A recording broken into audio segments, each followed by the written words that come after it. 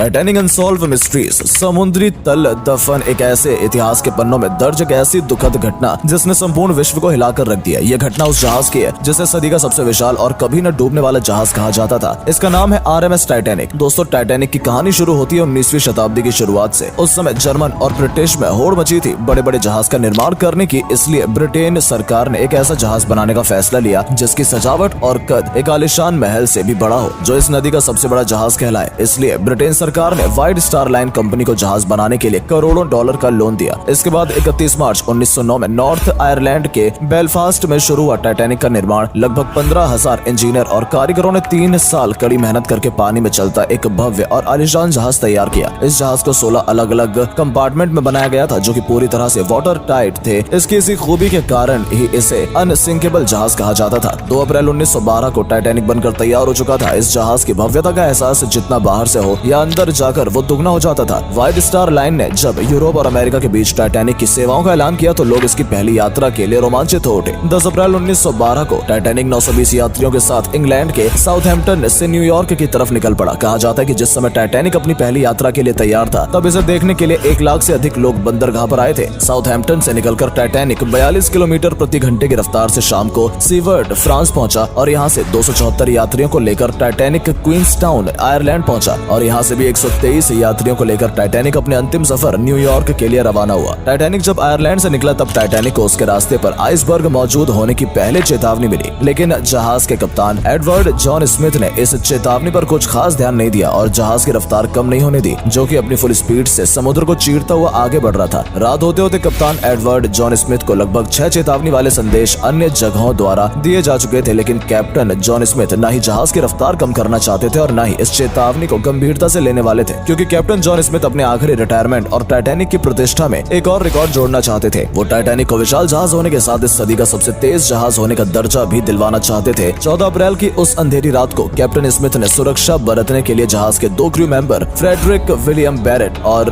Reginald Lee को जहाज के ऊपर निगरानी के लिए तैनात किया ताकि वो किसी भी खतरे की जानकारी तुरंत कैप्टन जॉन को दे सके। उस रात समुद्र एकदम शांत था, आसमान में चांद नहीं था, इसलिए उन्हें सिर्फ तारों की हल्की रोशनी ही मिल रही थी। तभी अचानक 11:39 पर निगरानी पर तैनात फ्रेडरिक बैरेट ने जहाज के ठीक सामने काला सा पहाड़ देखा। उन्हें बर्फ की चट्टान नहीं दिखी। ये देख फ्रेडरिक तुरंत समझ गया कि टाइटैनिक के सामने एक विशाल आइसबर्ग है। फ्रेडरिक बैरेट ने एक क्षण भी न गवाते हुए 3 बार घंटा बजा दिया और फिर तुरंत फोन पर खबर दी बर्फ की चट्टान बिल्कुल सामने है। ये सुनते ही सारे ऑफिसर जहाज को मोड़ने की कोशिश करने लगे। तब तक काफी टाइम निकल चुका था। अचानक हुए डिसीजन से कैप्टन ने टाइटैनिक को उस बड़े आइसबर्ग से दूर ले जाने की सारी कोशिशें की, लेकिन अफसोस 11:40 पर जहाज के राइट साइड का निचला हिस्सा उस बड़े आइसबर्ग से टकरा गया। टकराव इतना जोरदार था कि इसने 3rd क्लास में रहने वाले यात्रियों को एक बड़ा झटका दे दिया था। यात्रियों को पता उस वक्त लगा जब टाइटैनिक को एक जगह पर रोक दिया गया और इंजन बंद कर दिया गया। जैसे ये खबर फैली कि जहाज टकरा गया तो लोग यहाँ वहाँ भागने लगे। पूरे जहाज पर खौफ का माहौल था। जब टाइटैनिक आइसबर्ग से टकराया था तो उसमें दबाव के कारण जहाज के निचले हिस्से की प्लेट्स को चीर दिया था, जिससे जहाज के राइट साइड में 300 फीट